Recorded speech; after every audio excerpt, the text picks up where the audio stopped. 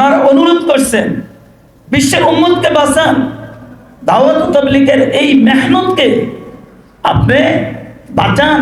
এটার মধ্যে যে দ্বন্দ্ব সৃষ্টি হয়েছে সেটা একমাত্র এক করতে পারবেন আপনি। আপনি সমস্যা সৃষ্টিকারী, আপনিই সমাধান করতে পারবেন। কিন্তু দুর্ভাগ্যের বিষয়, দারুল উলুম দেওবন্দ এবং পাকিস্তানের যত মুরব্বীরা আছে, এমনকি ওনার উস্তাদ ইব্রাহিম দাউলা তিনিও রিকোয়েস্ট করছেন, কিন্তু এটা কোনো কিছুতেই সমাধান হইল না।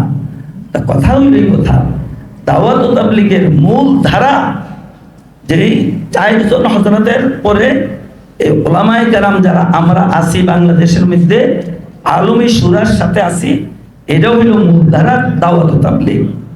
এর প্রমাণ আপনারা দেখতেছেন।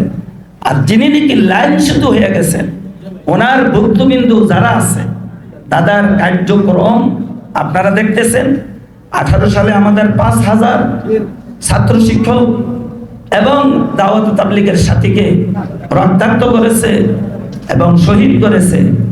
আর 24 সালের 18 তারিখের ঘটনা আপনাদের সামনে, যেখানে দাওয়াত ও তাবলীগের মধ্যে কথা হইল একরামুল মুসলিমিন, 4 নম্বরের পয়েন্ট, অর্থাৎ মানুষকে সহানুভূতি করা, সাধ্য অনুযায়ী নিজে না খাই অন্যকে খাওয়ানো, নিজে কষ্ট করে আরেকজনকে সুখ শান্তি দেওয়ার ব্যবস্থা করা।